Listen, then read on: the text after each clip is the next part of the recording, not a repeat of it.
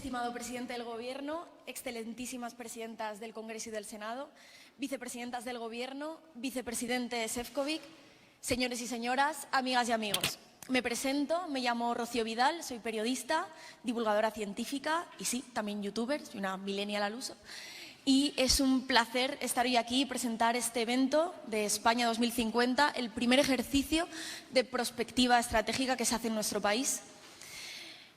El ser humano es un animal cortoplacista, eso lo sabemos, y no de ahora, realmente hace 300.000 años, desde que el sapiens sapiens, aprendimos a fijarnos en las amenazas más inmediatas. El león que nos iba a comer en la sabana o la infección que nos iba a matar en pocos días. Y ese sesgo cognitivo hacia el corto plazo lo hemos arrastrado a lo largo de los años. Sí, ha pasado el tiempo, hemos cambiado mucho, la ciencia, la tecnología, todo ha avanzado, pero la realidad es que seguimos teniendo esa visión por las amenazas y los problemas más inmediatos y no nos fijamos tanto en los problemas a largo plazo que realmente pueden ser los más graves.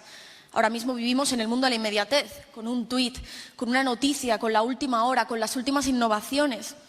Realmente la reflexión y la actualidad duran tan pocas horas que nos cuesta ver más allá.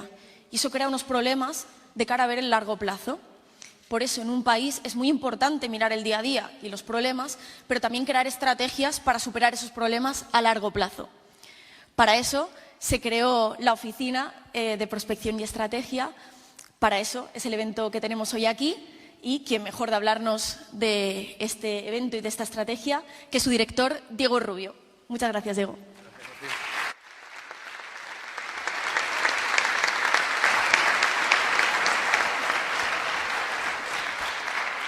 Gracias. Poco después de escapar de la Reina de Corazones, la pequeña Alicia se encontró perdida en mitad de un bosque.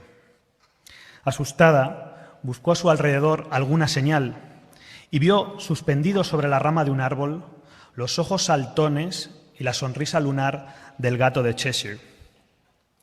«Gato de Cheshire», le preguntó, «¿podrías decirme qué camino debo tomar?» «Eso depende del sitio al que quieras ir», respondió el gato. «No me importa mucho el sitio», confesó Alicia.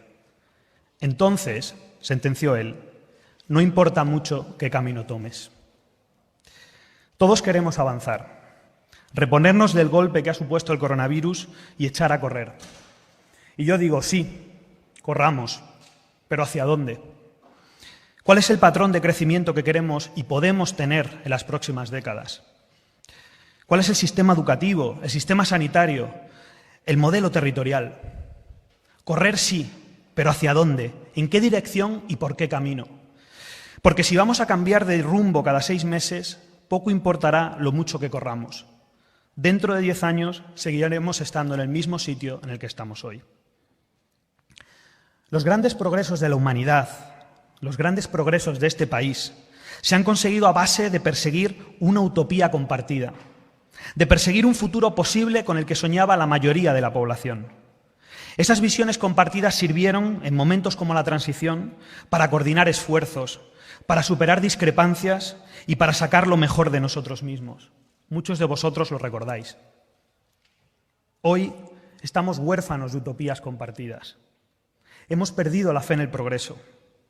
Las encuestas nos dicen que la mayoría de los españoles creen que las condiciones socioeconómicas empeorarán en las próximas décadas y que las generaciones más jóvenes vivirán peor que sus padres.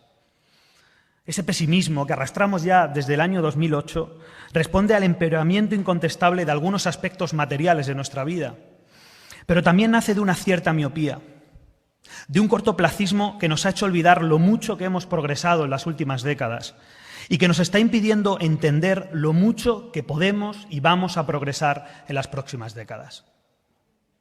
Porque cuando uno limita su horizonte visual a periodos de solo 3 o 4 años, se impide a sí mismo visionar grandes transformaciones que nos permitirán alcanzar niveles de bienestar y de desarrollo sin precedentes en la historia.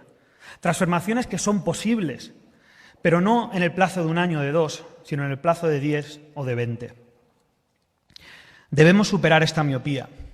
Debemos explorar los futuros posibles y dotarnos de una visión compartida del país que queremos y podemos ser en las próximas décadas.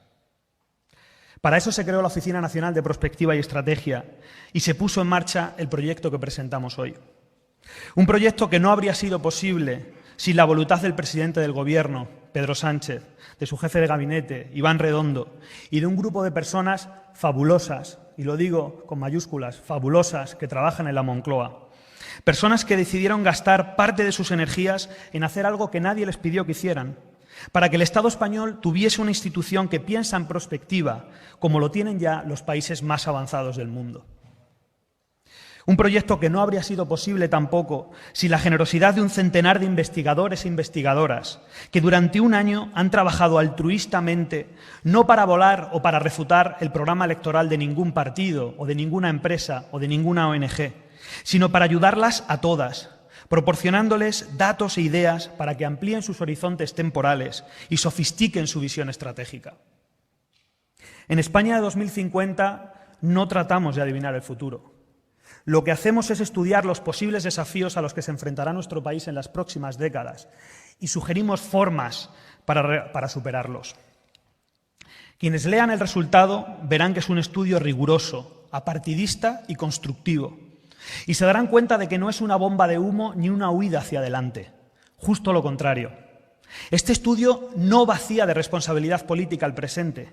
Lo carga, porque le pide que lidie no solo con los problemas de ahora, sino también con los problemas emergentes que podrían suponer un desafío en el mañana. Este estudio nos recuerda que España no es, como dicen algunos, la herencia de nuestros padres. Es el préstamo de nuestros hijos. Y estamos obligados a protegerlo y hacerle que crezca. Las personas planeamos y pensamos en el futuro en nuestro día a día todo el rato. ¿Por qué no exigir a nuestras instituciones que hagan lo mismo? Ser una democracia madura es entender que el corto y el largo plazo no son incompatibles ni se excluyen uno al otro. Son la fachada y los cimientos de la casa en la que vamos a vivir el resto de nuestras vidas. La crisis del coronavirus no puede ser una excusa para no mirar hacia adelante. Es la razón para mirar hacia adelante, para asegurarnos que dentro de 20 años no tendremos los mismos desafíos que tenemos ahora. Acabo ya con una propuesta a los más jóvenes y no tan jóvenes.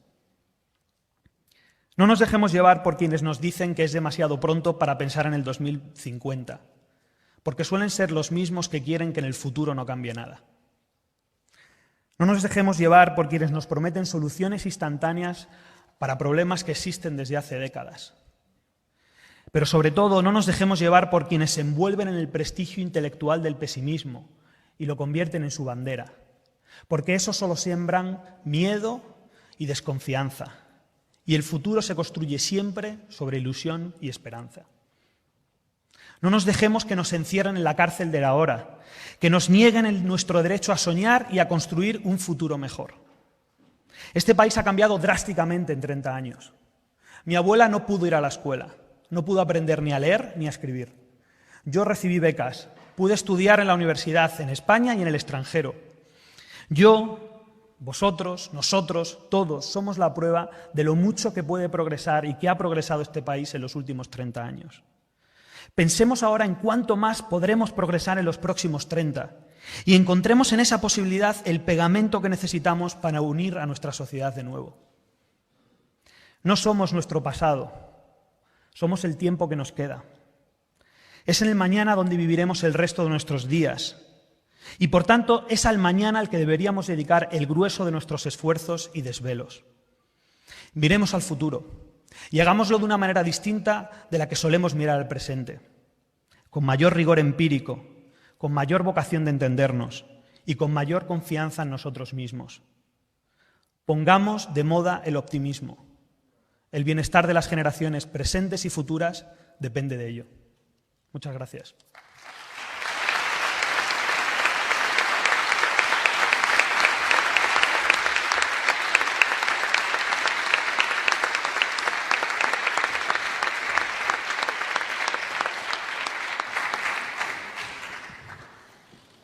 ¿Sabíais que en 2050 la población estudiante será mucho menor que ahora? Eso tendrá unas consecuencias claras, ¿no? El cierre de centros educativos y la mayor reducción de los alumnos en las clases. Y sí, suena un poco lío y un futuro que no parece muy halagüeño, pero también podemos sacar oportunidades de eso. algunas muy visibles, ¿no? Podemos mejorar el ratio de docentes por alumno, que eso sería muy interesante, mejorar la tecnología en las aulas y poder atender mejor a los niños con necesidades especiales. Eso tendrá unas consecuencias que sabemos que son necesarias para nuestro país, que es la mejora de resultados y oportunidades para la gente joven en nuestro país. A nuestra siguiente invitada le hubiera encantado tener esos recursos cuando estaba en clase. Ella es Marta Borrell, es estudiante y de hecho va a pasar la prueba de acceso a la universidad y ha tenido la amabilidad de sacar unas horas para venir aquí a hablar hoy con nosotros. Así que muchas gracias, Marta, y mucho ánimo también.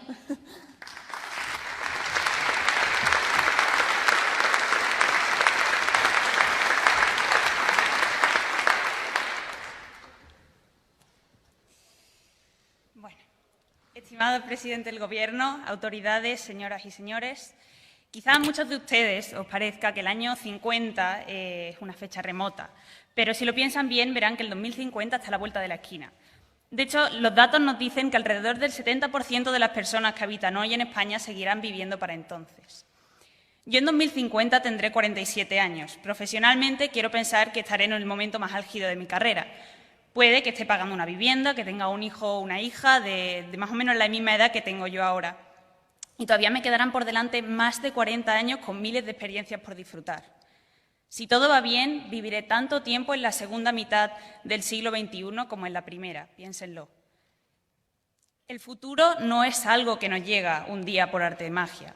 El futuro es el resultado de todo lo que vamos construyendo hoy en día. Y es hoy, en la España de ahora, donde tenemos que resolver los grandes desafíos que nos atañen para mejorar el futuro en el que se vivirán las generaciones venideras. Y aunque los años pasan volando y los cambios son lentos, por tanto, pensemos bien en las consecuencias de nuestras acciones, porque serán duraderas. Los gobiernos y las instituciones de nuestro país ya han entendido que si quieren evitar una catástrofe climática, tendrán que empezar a adoptar medidas inmediatamente, pues se necesitan al menos 30 años para transformar nuestros sistemas de producción y nuestros hábitos de comportamiento con soluciones más sostenibles y respetuosas con nosotros mismos y con el medio ambiente. Lo que tenemos que entender ahora es que la misma lógica aplica a la mayoría de los desafíos y problemas a los que se enfrenta España.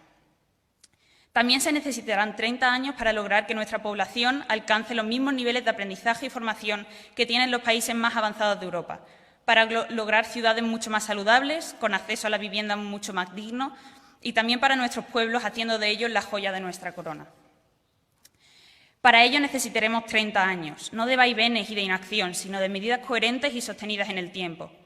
Para mí 30 años es mucho tiempo, pero para nuestro país es solo un instante en su historia. Parece que cuando hablamos de nosotros, todo lo hacemos pensando en el futuro. Pedimos hipotecas, un plan de jubilación, cuentas de ahorro, sin pensar que, como decía al principio, el futuro es el resultado de lo que construyamos hoy. Entonces, ¿por qué no tener en cuenta también el futuro de nuestro país y de nuestro planeta? Al fin y al cabo, es donde vamos a vivir el resto de nuestros días. Es como nuestro jardín colectivo. Por eso, en nombre de los millones de jóvenes de hoy, que seremos los adultos de España de mediados del siglo, les pido que pensemos en el mañana de forma responsable, consensuada y, sobre todo, que le perdamos el miedo a ser ambiciosos. Los españoles, por defecto, damos por sentado que nuestros deportistas siempre tienen que ser los mejores. Ojalá desarrollemos esas mismas expectativas, igual de altas para nuestras empresas e instituciones públicas, para nuestros colegios, para nuestras universidades, para los hospitales o incluso los parques. El futuro no es algo que vendrá, es algo que construiremos. Si le dedicamos la importancia y las energías adecuadas, conseguiremos que se parezca al menos un poco más al de nuestros sueños. Muchas gracias.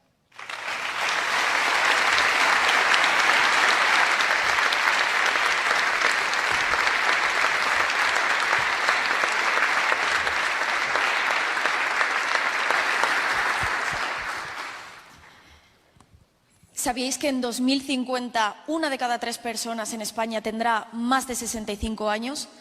Sí, para ese momento seremos una de las sociedades más envejecidas del planeta y dicho así, pues asusta un poco, ¿no? Pero bueno, realmente también es un logro de país la elevada longevidad, ¿no? Y el bienestar que se vive en un país. Quien no quiere vivir muchos años y bien, si puede ser para siempre, y eso es un logro como país, ¿no? Y claro, la elevada longevidad y la gran cantidad de personas en edad avanzada también supone unos retos como país, ¿no? En materias de trabajo, de pensiones, de sistema sanitario. Pero la realidad es que podemos abarcarlo si queremos y que realmente también rompiendo estereotipos de la vejez podemos formar parte activa y escucha activa también de lo que suponemos como país. Una de nuestras siguientes invitadas sabe mucho de lo que está hablando y forma parte activa también de la sociedad. Es María José Jiménez, quien tras su jubilación está más activa que nunca y reparte su tiempo entre familia, hobbies y sus labores de voluntariado en organizaciones como el SECOT, Cáritas y Cruz Roja. María José, bienvenida.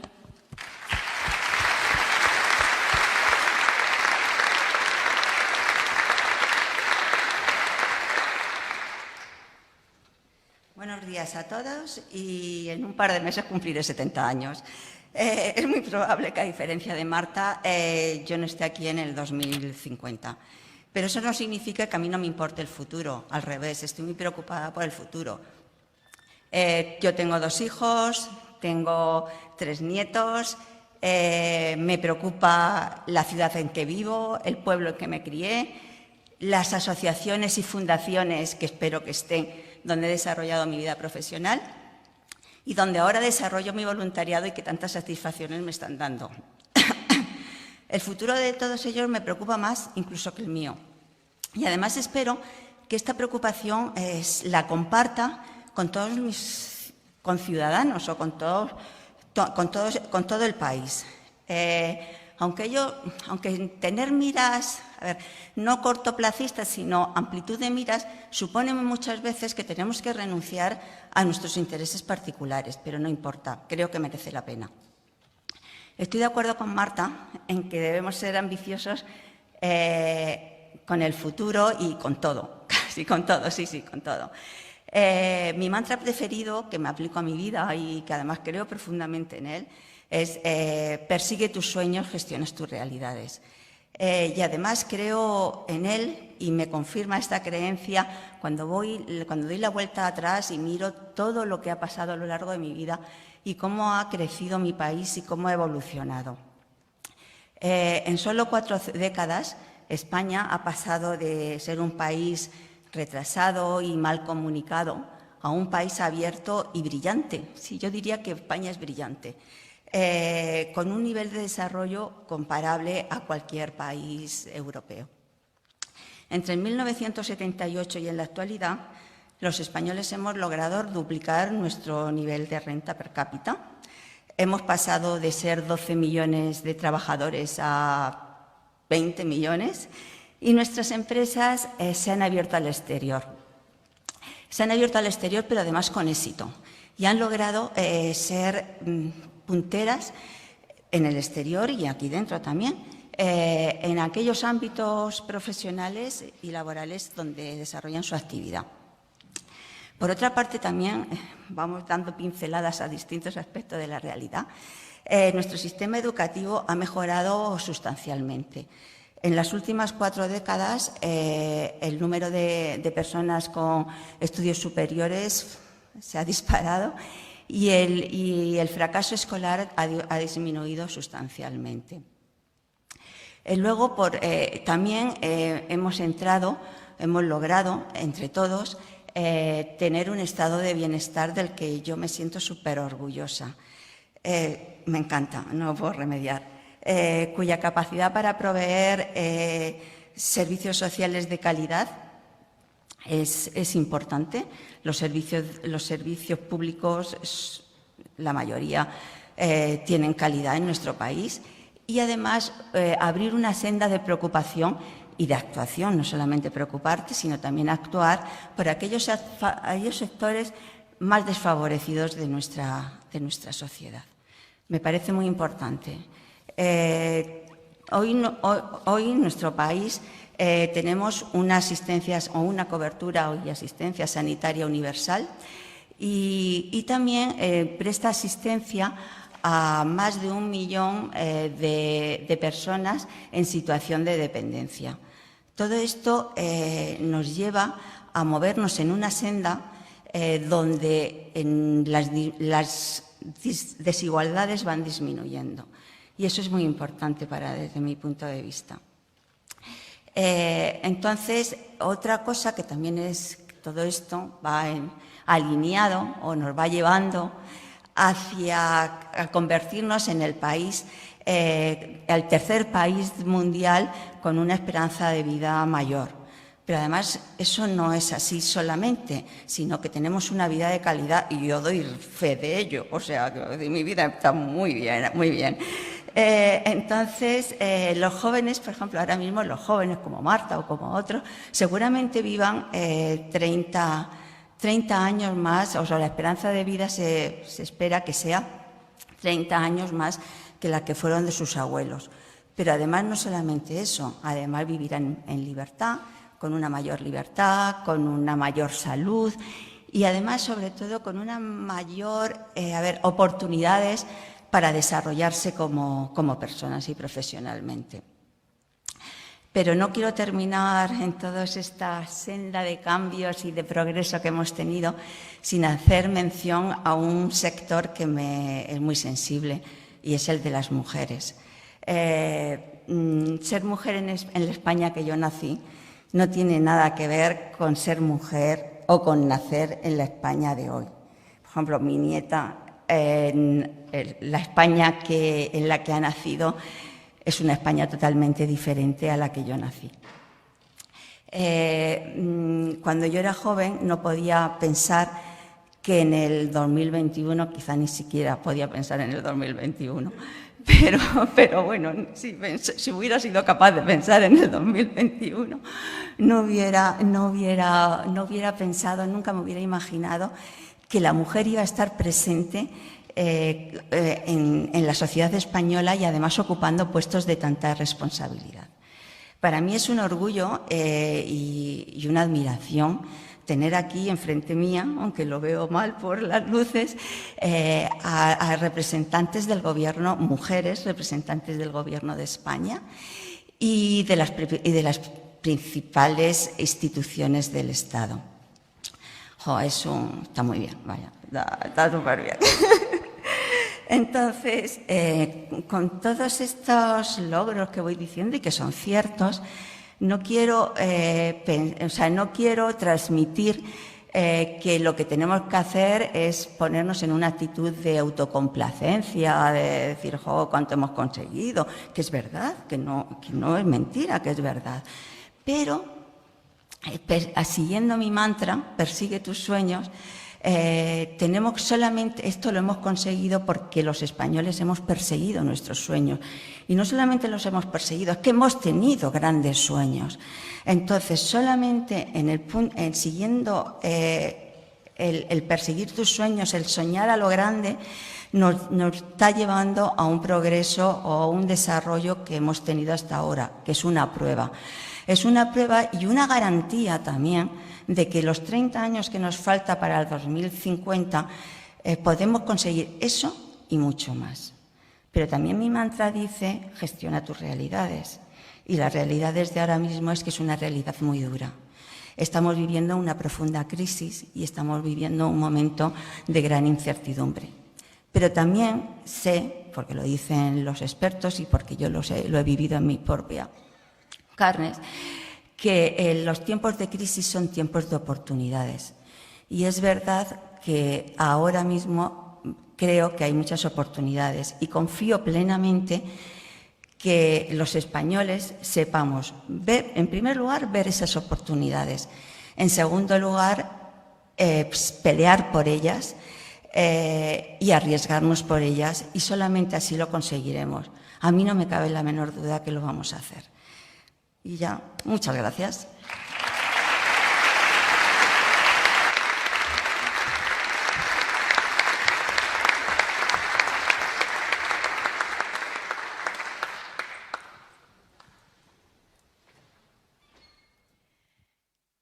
¿Sabíais que en 2050 Madrid tendrá un clima muy parecido al que actualmente tiene Marrakech? Y, ojo al dato, podría haber 27 millones de personas en España que vivieran en zonas con escasez de agua. Esto es sin paliativos, el cambio climático está aquí, no hemos podido evitarlo y lo único que podemos hacer es adaptarnos a él, eso sí, y mitigar sus efectos más destructivos. Para ello también hay que transformar radicalmente la forma en la que consumimos energía, nos movemos, producimos esa energía. Y, por supuesto, que hace falta el trabajo de todos aquí como ciudadanía, pero lo importante también es hacer leyes, las administraciones públicas y, por supuestísimo, las grandes empresas, las contaminantes. De eso sabe mucho nuestra siguiente invitada, que es catedrática de Economía Ambiental de la Universidad de Santiago de Compostela, María Loureiro, y es una de las expertas, además, que ha participado en España 2050. Muchas gracias, María.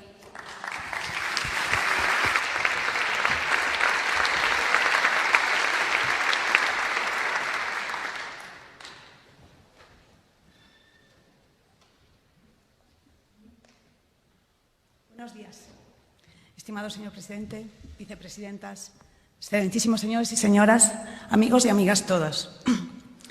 La ciencia no tiene todas las respuestas, pero tender puentes entre la ciencia y la política, sin duda, contribuirá a construir el futuro de nuestro país. Por eso, mis colegas y yo, algunos de ellos aquí presentes, aceptamos ilusionados cuando la Oficina Nacional de Prospectiva y Estrategia nos invitó a formar parte de este proyecto que hoy presentamos. Nos brindaba la oportunidad de cumplir el que es o debería ser el propósito de todo investigador: tomar el conocimiento de su disciplina y trasladarlo a la sociedad. Nuestro país debe mirar al futuro y debe hacerlo apoyándose en el conocimiento científico y la evidencia empírica. Para ayudarle a conseguirlo, hemos hecho España 2050. A este estudio le hemos dedicado un año intenso de trabajo en el que nos hemos reunido en más de 900 horas e intercambiado centenares de mensajes y notas. El resultado, a mi modo de ver, es ejemplar al menos por 3 motivos. En primer lugar, su solvencia técnica. En el ámbito de la prospectiva abundan los estudios sensacionalistas, que tratan de acaparar titulares mediante explicaciones tan llamativas como infundadas. Nosotras hemos evitado este tipo de especulaciones. En ningún momento hemos tratado o pretendido de adivinar el futuro. Lo que hemos hecho es estudiar qué escenarios son más probables e identificar qué medidas nos pueden conducir a ellos. Todo ello apoyándonos en una base empírica, científica y contrastada por más de 500 series de datos y 1.700 publicaciones científicas. En segundo lugar, el estudio es innovador y ambicioso. Miramos al futuro para cambiar al presente.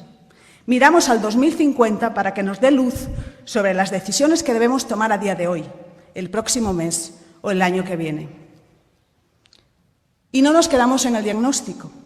Proponemos 50 objetivos concretos que España podría y debería alcanzar en las próximas 3 décadas si quiere converger con los países más avanzados de la Unión Europea. Y sugerimos más de 200 medidas para poder hacerlo. 200 medidas encaminadas a generar un patrón de crecimiento económico más competitivo y resiliente, a desarrollar una economía circular y neutra en carbono, a mejorar la formación de oportunidades de nuestra población, a hacer que nuestras administraciones públicas sean más eficientes y transparentes, a cerrar la brecha de género, a apoyar a nuestra juventud, a garantizar la sostenibilidad de nuestro estado de bienestar. En tercer lugar, pero no por ello menos importante, el estudio que presentamos hoy es plural y apartidista. En él hemos trabajado más de un centenar de investigadoras e investigadores de muchas edades, procedencias geográficas distintas y sensibilidades políticas muy diversas. Muchos venimos de universidades nacionales y extranjeras. Otros de la sociedad civil, de ONGs, otros de organismos públicos de reconocido prestigio, como la AIREF, el Banco de España, la Comisión Europea, la OCDE o Naciones Unidas, por nombrar unas pocas. Todos y todas hemos trabajado mano a mano con el equipo de la Oficina Nacional de Prospectiva y lo hemos hecho con gran independencia y libertad, sin cobrar un céntimo, sin recibir presiones, sin censuras. Naturalmente, han existido las discrepancias. Los grupos de trabajo se diseñaron con perfiles distintos, precisamente para que las discrepancias surgieran y pudiéramos afrontarlas entre nosotros y resolverlas juntos. Y eso es lo que ha acabado pasando. Nos hemos puesto de acuerdo. Nos hemos puesto de acuerdo porque queríamos y hemos cedido porque queríamos pensar en un modelo común con aspectos para construir una visión coherente del país que podríamos y deberíamos ser en el 2050. En resumen, queremos que en nuestro país la política sea un laboratorio de ideas en el que se debatan, testeen y evalúen soluciones concretas, como ocurre en otros países del mundo. Y queremos que esto se haga con la colaboración del mundo académico y la sociedad civil. Pensamos que España 2050 es un gran paso en esta dirección. Por ello, abordémoslo en su complejidad y en su verdadera vocación, que no es alabar o refutar el programa de ningún partido político, sino ayudar al conjunto de la sociedad, a las administraciones públicas, a las empresas, a las ONGs, a las fundaciones y además instituciones, ayudarlas a pensar más adelante del presente inmediato, ayudarlas a tomar decisiones más estratégicas para crear un futuro en el que todos y todas nos podamos sentir orgullosos. España 2050 es la primera semilla que hemos plantado. Por eso, contribuyamos todos a que esta semilla florezca. Muchísimas gracias.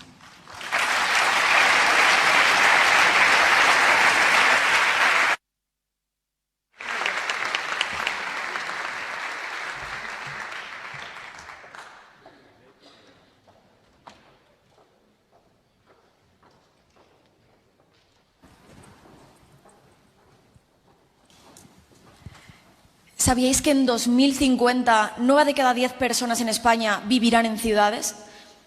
El éxodo rural es algo imparable y que va a tener consecuencias en las próximas décadas para la vida de las personas y para el medio ambiente, por supuesto.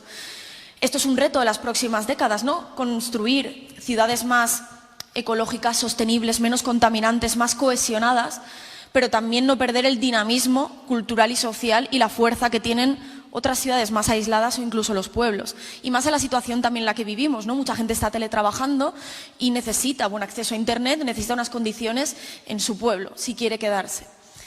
Esto también está en el marco de la Europa de las regiones, que se está potenciando ahora muchísimo, ¿no? Y es una Europa que está apostando fuertemente por la prospectiva como herramienta para construir un futuro mejor y compartido. De eso viene a hablarnos nuestro siguiente orador, que es el vicepresidente de Relaciones Interinstitucionales y Prospectiva de la Comisión Europea, Maroš Šefčovič. Muchas gracias. Bienvenido.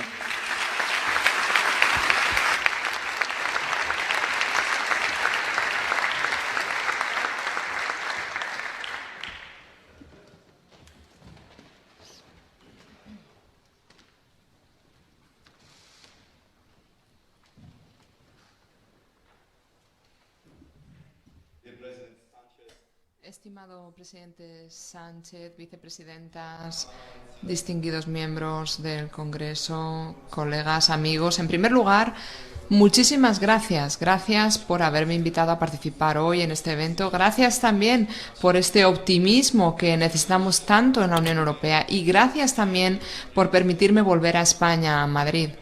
España es un país maravilloso, lo he visitado en muchísimas ocasiones y tengo muchos amigos aquí. Siempre que vengo a España, pues luego me voy pensando que este es un país que está avanzando, progresando muchísimo, trae nuevas ideas que plantea sobre el tapete en las instituciones europeas y tiene una perspectiva brillante de cara al futuro. Por eso, cuando me invitaron a participar hoy aquí para presentar la estrategia España 2050, pues estaba muy emocionado porque, como saben ustedes, Ursula von der Leyen, como nueva presidenta de la Comisión Europea, decidió que la perspectiva estratégica es fundamental para garantizar que podemos modernizar nuestra gobernanza, para ser capaces de ir más allá, echar un vistazo hacia el futuro, para poder planificar, no solo teniendo en cuenta las próximas elecciones, sino a las generaciones venideras. Y eso es lo que es importante teniendo en cuenta el mundo complejo y difícil en el que vivimos en el siglo XXI. Día a día vemos cómo es necesario cambiar la manera de gobernar, de producir, de consumir. Tenemos que preparar a nuestras generaciones venideras para los nuevos desafíos del mercado laboral. Tenemos que garantizar que el futuro pues no se vea tan alterado y que las generaciones estén bien preparadas para él. Los eventos del año pasado fueron, una señal bien clara para todos nosotros, ¿no? Tenemos que ser capaces de anticiparnos, tenemos que ser más resilientes como sociedad y tenemos que ver cómo podemos superar los desafíos de este siglo. La respuesta es con unidad, solidaridad y con mayor cooperación en el seno de la Unión Europea. Estamos hablando de un espíritu de amistad, de apoyarnos unos a otros que, como ustedes saben, tenemos en la Unión Europea. Cuando echamos un vistazo a los objetivos estratégicos de la Unión Europea de cara a la próxima década, bueno, pues quedó bien claro que estábamos hablando de la transformación digital y la transformación ecológica. Las lecciones del año pasado demuestran, bueno, pues que estos objetivos eran más que correctos. De un día a otro nos vimos sumergidos en el mundo online. Teníamos que comunicarnos con nuestros seres queridos a través de los dispositivos digitales.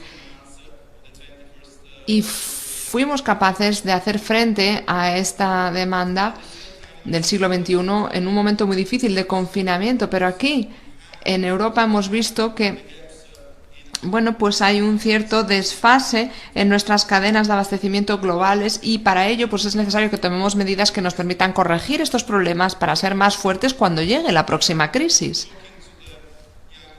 Cuando hablo con los jóvenes, bueno, pues inmediatamente veo que se oye a lo que nos han dicho los jóvenes de hoy, ¿no? Son optimistas en cuanto al futuro, quieren contribuir, quieren crear un mundo mejor y son conscientes de que están viviendo en un momento en el que tienen condiciones, bueno, pues para tener un futuro mejor que sus padres, ¿no? Y tienen la oportunidad de contar con una mejor educación, lo saben. Bueno, para ellos, bueno, quizá las vidas que tengan que enfrentar en el futuro pues tengan más desafíos que nosotros, ¿no? Cuando hablamos de los principales trabajos de hoy, pues muchos de ellos no existían en el pasado, ¿no? Con la vicepresidenta Rivera pues hemos empezado la conferencia sobre el futuro de Europa. Ayer hablábamos con jóvenes de toda España y el tema estaba bien claro, ¿no? ¿Qué quiere decir? ¿Qué quiere decir trabajar en el sector de la transformación verde, de la transformación digital? ¿Qué desafíos se plantean? Bueno, la conclusión es muy clara, ¿no? Los jóvenes van a tener que mejorar sus capacidades, tendrán que mejorar sus competencias para estar preparados y hacer frente a todos estos desafíos. Así que se necesita inversión en las personas. La inversión en recursos humanos es lo mejor que podemos hacer. Por eso, también me encantó que ayer firmásemos un nuevo tipo de acuerdo con la Academia de Alianza Europea para formar a 150.000 personas en los próximos 5 años para que puedan ocupar estos nuevos puestos profesionales. ¿Por qué? Pues porque si uno habla con el sector, bueno, pues por ejemplo aquí hay muchos representantes del sector energético, pues saben que van a necesitar nuevos tipos de ingenieros mecánicos, ingenieros químicos, personas que puedan trabajar en este sector que está floreciendo en toda Europa. Así pues, es necesario que haya un respaldo institucional que permita formar a la gente para que luego pueda trabajar en estos sectores. Es fundamental. Me gustaría dar las gracias al presidente Sánchez y a España porque están liderando con su plan España 2050. Están siendo pioneros. En los Estados miembros de la Unión Europea sabemos que tenemos que hacer las cosas de otra manera. Tenemos que centrar nuestra gobernanza en los objetivos a largo plazo. Tenemos que saber qué es lo que queremos de aquí a 2050 y qué es lo que tenemos que empezar a hacer ya. El hecho de que España hoy, Francia, Finlandia y otros países ya empiecen a contar con estos mecanismos de prospección es muy importante, ¿no? También quedó reflejado en el nuevo grupo de ministros que tuve el placer de reunir hace unos días en Oporto y nos dimos, bueno, pues un título, bueno, pues muy ambicioso, ¿no? Ministros para el futuro. Bueno, pues es fundamental, pero por el momento solo me he reunido con ministros del pasado. No, es muy importante que tengamos este grupo de ministros para el futuro donde haya este tipo de debates estratégicos, debates prospectivos, debates que tengan que ver con lo que va a pasar en el futuro y estoy encantado de que España haya llegado ya a esta decisión.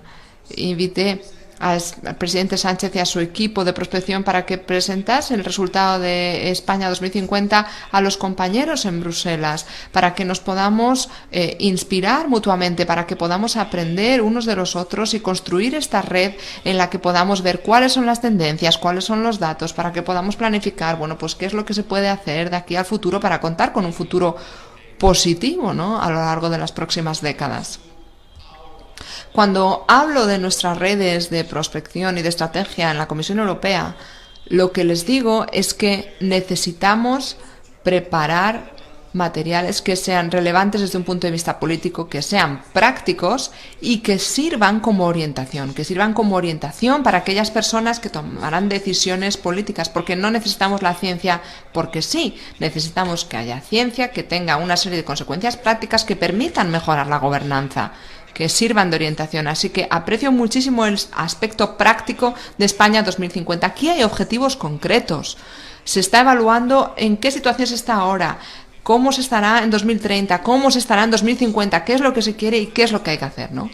Lo que también es fundamental es lo que planteaba antes Diego en su intervención. Tenemos que combatir el pesimismo intelectual. Tenemos que ver lo que hemos logrado como Estados miembros, como Unión Europea, desde los últimos 20, 30 años. ¿Qué tipo de estado de bienestar tenemos? ¿Hay alguna otra economía del mundo que se pueda comparar a nosotros en este sentido? Me ha encantado escuchar a las otras oradoras porque han recalcado los beneficios del sistema educativo, del sistema del estado de bienestar, del sistema sanitario. Por eso Europa es un imán, es un punto de atracción para mucha gente de todo el mundo. Tenemos que cuidarla, tenemos que construirla, tenemos que mejorarla y también estar orgullosas de ella.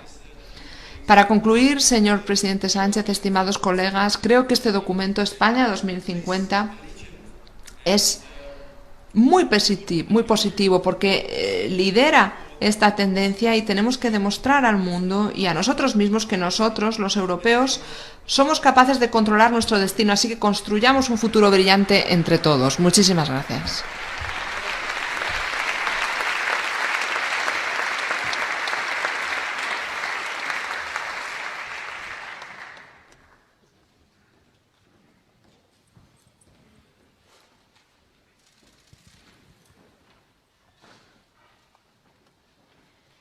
Todas mis intervenciones las he empezado con un ¿sabíais que en 2050, pero esta va a ser diferente? Esta es, ¿alguien se imaginaba que en 2020 íbamos a vivir la mayor pandemia de nuestra era? Y no solo eso, sino que un año y pico después todavía estaríamos en esta situación, aunque saliendo. El mundo está lleno de eventos impredecibles que no podemos anticipar. Pero dicho esto, también es verdad que hay problemas estructurales que sí que podemos prever y que sí podemos prepararnos para ellos. ¿Cómo? Invirtiendo recursos, en este caso, invirtiendo recursos de un país en I+D, en apostando de verdad por la ciencia. ¿Para qué? Para cuando ocurra una de estas emergencias poder dedicar nuestros esfuerzos, nuestra energía y nuestros recursos a adaptarnos a ella y a prepararnos para ellas. Al final está claro, ¿no? Un país tiene que pensar en sus problemas del día a día, pero también tiene que pensar de una década a otra. Realmente eso es el progreso. De eso viene a hablarnos el presidente del Gobierno, que concluirá este evento con algo que me han chivado, no es un punto y final, sino un punto y seguido. Presidente.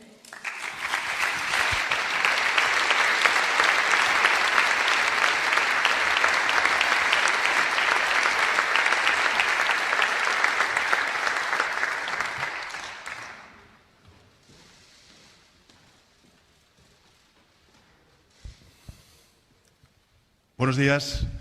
Quisiera, en primer lugar, agradecer la presencia de la presidenta del Congreso, de la presidenta del Senado, las vicepresidentas del Gobierno de España, también los miembros de la Oficina de Prospectiva que desde el Palacio de la Moncloa han venido trabajando desde hace muchísimos meses en el informe que les vamos a presentar hoy, que les estamos presentando hoy.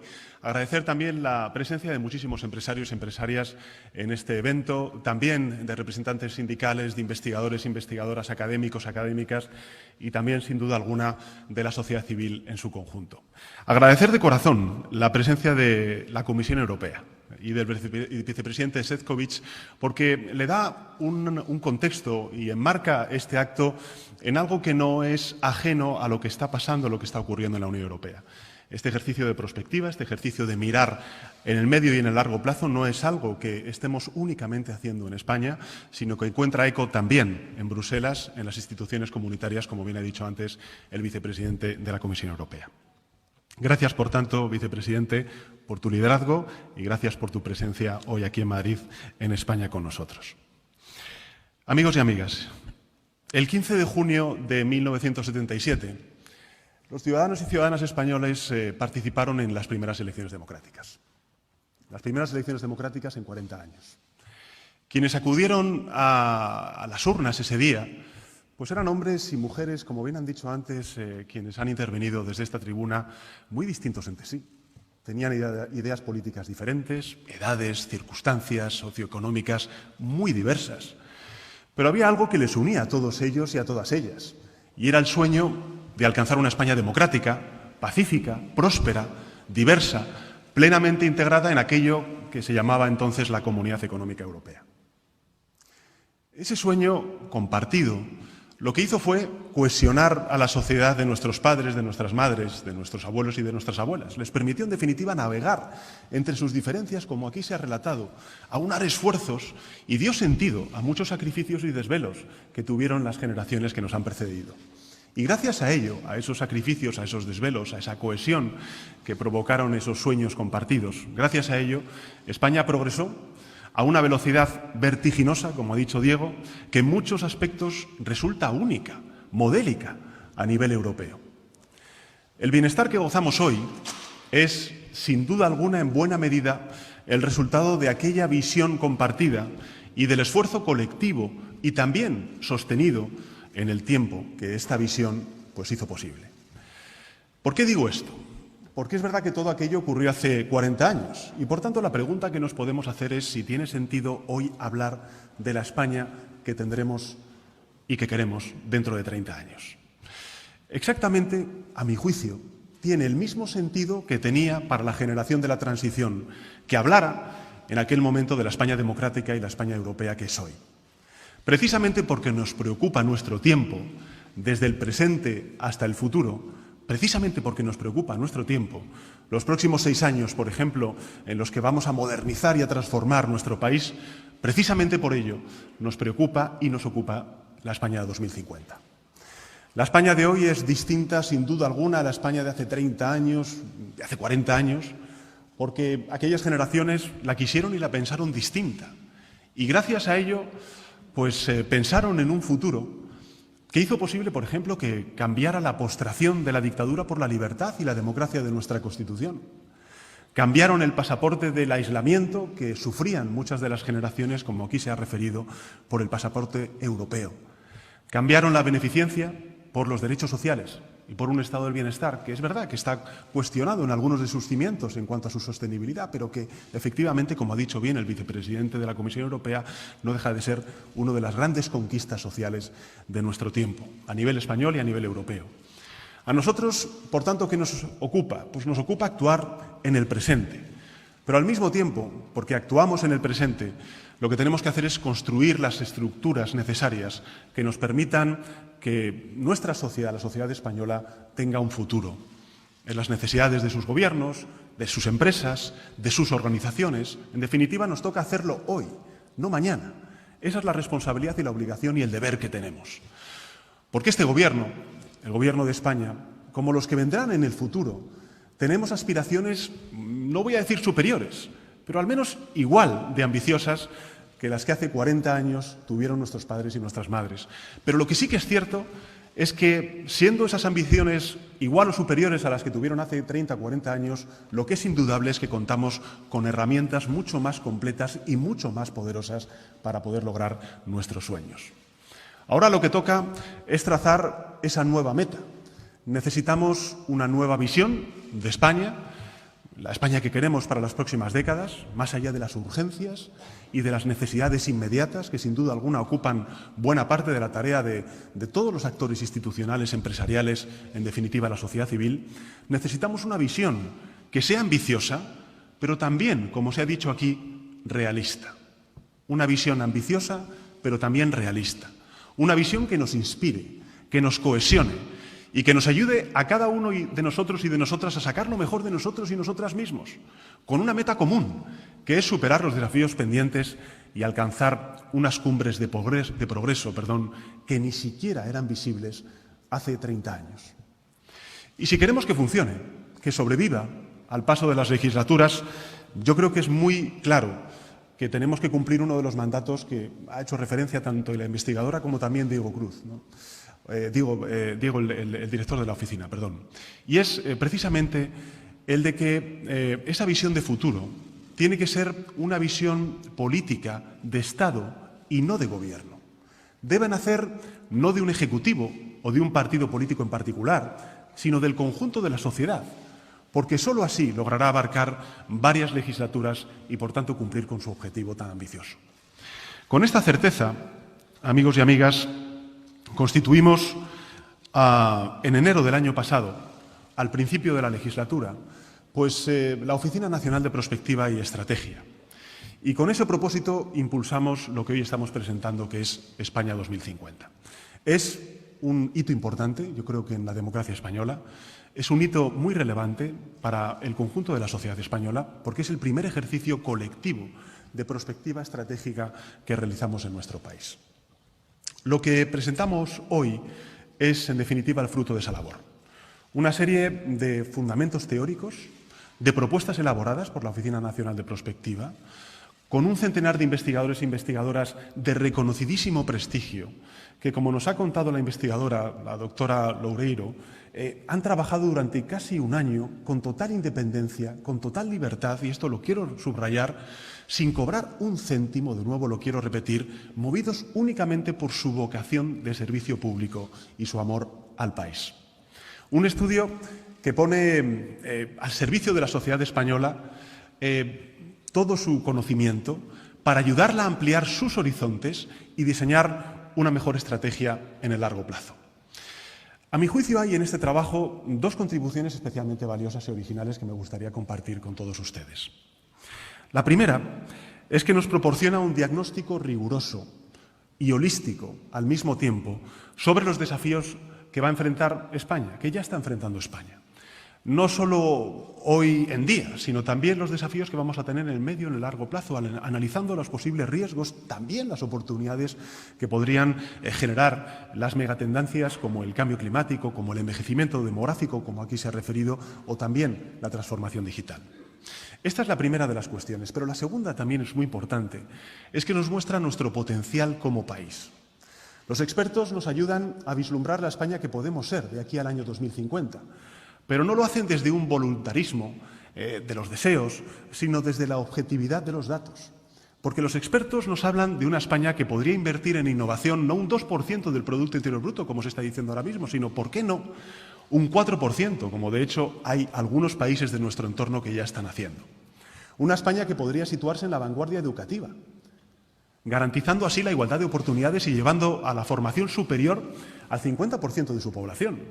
Una España sostenible, sin centrales de carbón, sin vehículos contaminantes, ni vertederos, porque el 100% de sus residuos serían reciclados y toda la energía estaría generada a partir de las fuentes renovables. Una España digitalizada, que podría registrar niveles de productividad que al final es uno de nuestros principales talones de Aquiles, unos niveles de productividad similares a la de las naciones europeas mucho más destacadas, distribuir en consecuencia mejor nuestras oportunidades laborales por todo el territorio, en definitiva hacer de la cohesión territorial uno de los principales activos y de vanguardia en Europa de nuestro país.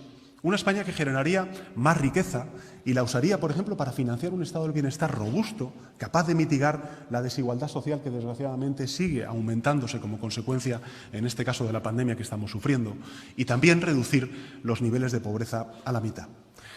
Este es el proyecto para nuestro país. Una España que tiene que crear muchas más oportunidades, sobre todo a nuestra gente más joven. Una España mucho más eficiente, una España mucho más digital, más verde y, en consecuencia, más justa. Una España que avanzaría desde la media europea, alcanzada en estos últimos 30 años, para situarse entre los países más avanzados del conjunto de la Unión Europea. Y esa España, aunque pueda parecer imposible, es realmente posible. Es posible porque se puede alcanzar todo lo que se puede medir, como nos han dicho aquí los investigadores y sobre todo Diego. Por eso, en los fundamentos de la estrategia que presentamos hoy, lo que hacemos es destacar 50 objetivos que España debe alcanzar de aquí al año 2050. 50 objetivos que se agrupan en torno a 9 grandes desafíos de país. El primero de ellos, tenemos que ser más productivos para ser mejores. El segundo es que tenemos que conquistar la vanguardia educativa. El tercero es que tenemos que mejorar la formación y la recualificación de nuestra población. El cuarto es que tenemos una sociedad que debe avanzar y convertirse en una sociedad neutra en carbono, sostenible y resiliente a una realidad como es el cambio climático. El quinto es preparar nuestro estado del bienestar para una sociedad mucho más longeva, como se ha dicho aquí. El sexto es promover un desarrollo territorial equilibrado, que tiene que ser también justo y debe ser sostenible. El séptimo, resolver las deficiencias de nuestro mercado de trabajo, adaptarlo a las nuevas realidades sociales, económicas y tecnológicas. El octavo, reducir la pobreza, la desigualdad y reactivar ese ascensor social que se ha puesto en cuestión por parte de las generaciones más jóvenes. Y en noveno lugar, ampliar las bases de nuestro bienestar futuro. Nada más y nada menos. Quiero advertir que estos 9 grandes desafíos incluyen también materias transversales que aunque no se mencionan nominalmente, forman parte de la agenda prioritaria de transformación que estamos señalando en este informe España 2050. Quizás el ejemplo más evidente de la apuesta decidida por una sanidad pública mejor, que tiene que ver todo con el estado del bienestar, sobre todo ahora, en plena pandemia, o la recualificación profesional o el desarrollo territorial sean elementos que nominalmente tengamos también que subrayar. Naturalmente, alcanzar la España que queremos no va a ser fácil, no va a ser una tarea fácil. El mismo estudio nos recuerda con toda claridad las muchas asignaturas pendientes que España tiene en el presente. Por tanto, este no es un informe que caiga en la autocomplacencia. Parte de una visión optimista de lo logrado durante estos últimos 40 años, pero es autoexigente en cuanto a cuáles son los desafíos, las necesidades, los deberes que tenemos pendientes desde hace ya demasiado tiempo. Nos hace ver, por ejemplo, que nuestro tejido productivo es frágil, es poco sofisticado en algunos ámbitos y que demuestra serias dificultades para crear empleos de calidad, sobre todo entre la gente joven. Nos dice que nuestra población tiene todavía un nivel formativo incluso inferior a la de los países líderes europeos. Nos habla de una juventud a la cual le resulta muy difícil acceder a un puesto de trabajo estable, a una vivienda, en circunstancias muchísimo más adversas que, por ejemplo, lo que les costó a sus padres y a sus madres. Nos alerta de los niveles de pobreza, de desigualdad inadmisibles en una sociedad avanzada y solidaria como es la sociedad española. Todos estos problemas son muy serios, muy graves, a los cuales tenemos que dar una respuesta contundente, decidida, desde todos los ámbitos.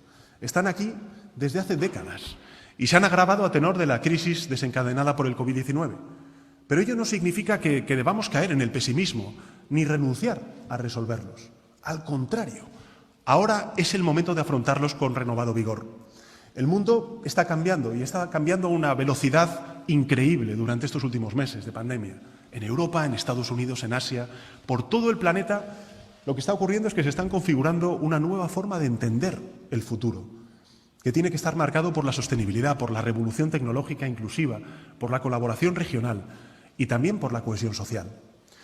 Con este ejercicio de prospectiva, España pretende decirle al mundo, y lo más importante, decirnos a nosotros mismos que queremos estar a la vanguardia de la transformación, que conocemos los desafíos que va a traer el porvenir y que nos declaramos capaces y dispuestos a abordarlos y a superarlos, haciendo de las próximas décadas una nueva historia de éxito de nuestro país. Y lograrlo, ya lo sabemos, no va a ser fácil, pero este estudio demuestra que sí es posible lograrlo, que lo hace además con buenas palabras y no con promesas vacías, como aquí se ha dicho por parte de Diego. Lo hace con datos, a través de un análisis riguroso de la evidencia empírica, de la literatura académica, utilizando modelizaciones matemáticas, trayectorias de convergencia y métodos de política comparada. Les pongo solamente un caso que antes la presentadora ha tenido a bien avanzar, que a mí me ha parecido particularmente revelador cuando he tenido ocasión de poder leer este informe. Y es, por ejemplo, el desafío educativo. Probablemente el más importante de todos, ya que es la clave de bóveda de todo lo demás. El desarrollo económico, la convivencia, la cultura democrática, en fin, cualquiera de los aspectos que tengamos todos en mente. Pues fijaros, para converger con los países europeos líderes en educación de aquí al año 2050, España deberá hacer dos cosas muy relevantes. Mejorar sus niveles de aprendizaje, por ejemplo, con un aumento de 20 puntos en las pruebas estandarizadas de PISA, de la OCDE, y aumentar la proporción de población que obtiene una educación superior a la ESO en 23 puntos porcentuales. La pregunta es, ¿esos son los objetivos? ¿Puede hacerse? ¿Puede lograrse? Hay al menos dos poderosas razones para pensar que sí, lo podemos lograr. En primer lugar, es la experiencia que aquí antes se ha hecho referencia, la experiencia pasada, nuestra propia historia. La primera es el hecho de que nuestro país ya cosechó unos avances en aprendizaje y cobertura similares en el pasado reciente.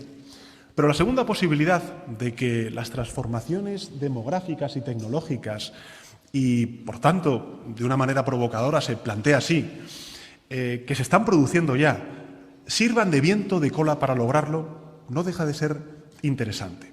¿A qué me estoy refiriendo? Por ejemplo, sabemos que de aquí al año 2050 es muy probable, es más que probable, que España tenga casi 1 millón de estudiantes menos entre los 3 años y los 24 años. Si lo gestionamos bien, esto, en lugar de ser un drama, puede ser una enorme oportunidad para permitirnos duplicar nuestro gasto por alumno hasta equipararlo con el que ya tiene Dinamarca, sin incurrir en ningún incremento del gasto público actual. Algo que, a su vez, pues nos va a facilitar generalizar, mejor dicho, prácticas como la coeducación o la codocencia e invertir en tecnologías educativas que, como sugieren varios estudios, permiten cosechar grandes ganancias en aprendizaje y combatir fenómenos como el abandono, que es uno de los grandes fracasos de nuestro sistema educativo, y también la segregación escolar.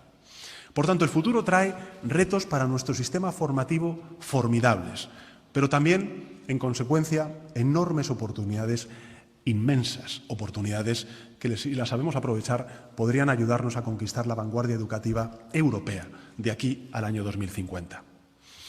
Y la misma posibilidad de convergencia se detecta en otros muchos campos analizados en el estudio que hoy presentamos, como es, por ejemplo, la productividad, como es, por ejemplo, la sostenibilidad medioambiental, la vivienda, el empleo o la desigualdad. Porque nadie niega que nos estamos enfrentando a retos importantísimos, formidables. Pero lo cierto es que desde que conquistamos la democracia allá por 1977, España no ha hecho más que progresar. Y así va a seguir siéndolo en el futuro. Contamos con una trayectoria positiva en prácticamente todos los frentes. De hecho, muchas de las transformaciones que tendremos que afrontar en las próximas décadas, pues van a ser muy similares, no solamente en grado de dificultad, sino también en magnitud, a las que ya implementamos con éxito desde hace 4 décadas hasta el momento presente. Tenemos muchas cosas. Tenemos recursos naturales, tenemos instituciones sólidas, buenas empresas, una posición geoestratégica privilegiada y tenemos una sociedad civil madura. Y partimos con una coyuntura expansionista formidable para poder lograrlo, favorable, cuyo mejor reflejo son los 140.000 millones de euros que va a recibir España a lo largo de los próximos 6 años a través del Fondo de Recuperación. 140.000 millones de euros que nos van a permitir poner en marcha muchas reformas necesarias para iniciar esa gran transformación a medio y largo plazo, que es precisamente lo que postula España 2050. Y, en segundo lugar, partimos también con el éxito de la campaña de vacunación, la más importante de la historia de la humanidad y, por tanto, también de nuestro país, tras la mayor pandemia de los últimos 100 años. La mejor política económica, lógicamente, es recuperar progresivamente nuestra normalidad. Vamos récord tras récord y cada semana batimos nuestra propia marca y faltan menos de 90 días para lograr esa ansiada inmunidad de grupo.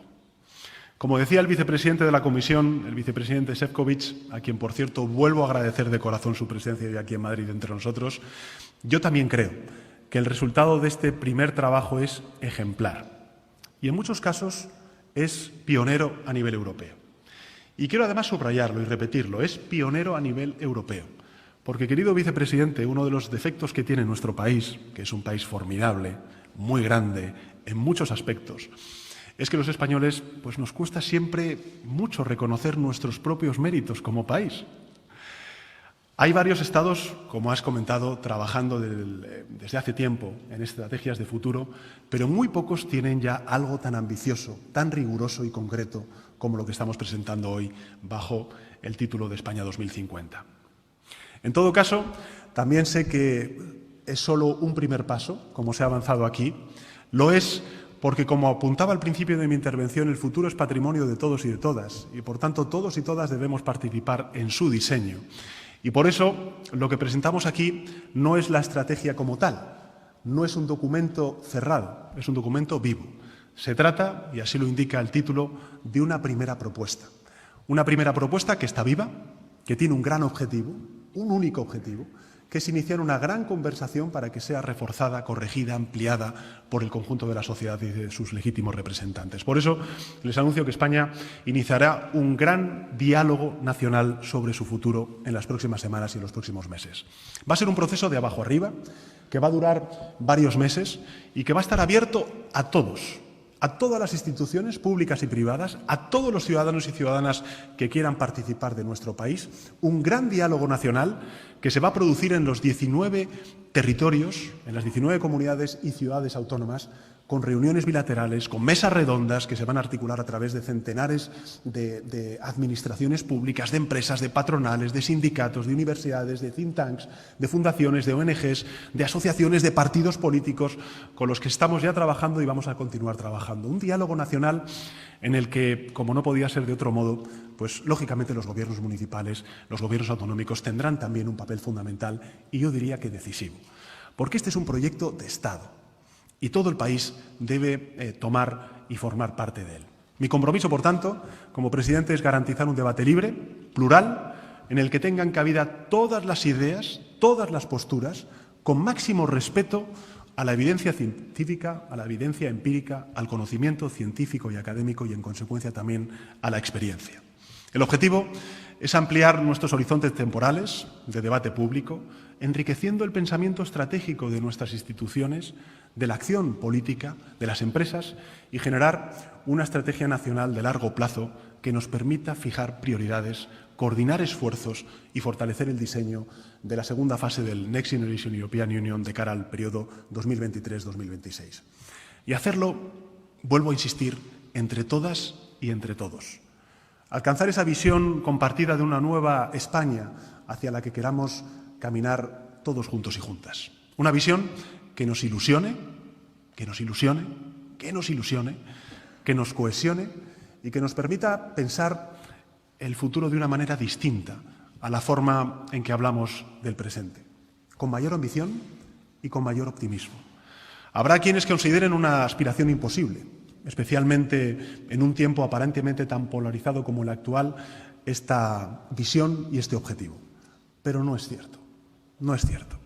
Y la mejor prueba de la existencia de ese objetivo como algo factible es precisamente este trabajo, que demuestra que el debate académico, que el debate técnico-social está muy lejos de los gestos de crispación y enfrentamiento con el que a veces nos castiga el presente. Hacemos, por tanto, la mirada. Hace 40 años nos pusimos de acuerdo para transformar España en una coyuntura adversa como la actual. Por tanto, sentémonos a dialogar, a conversar, unamos voluntad, confianza y capacidad y decidamos qué país, qué España queremos ser dentro de 30 años. Como lo decía el vicepresidente Šefčovič, un arquitecto, Jean Nouvel, arquitecto de este auditorio en el que hoy nos encontramos, aquellas cosas buenas que construimos terminan construyéndonos a nosotros mismos, haciéndonos mejores en consecuencia a lo que éramos antes. Esa era lisa y llanamente la meta que nos habíamos marcado hoy con la presentación de este informe. Pensar en una España mejor para el futuro, para que esa aspiración nos haga mejores también en el presente. Así que muchísimas gracias a todos por venir e iniciamos ya esta gran conversación, este gran diálogo nacional en favor de la España 2050. Gracias.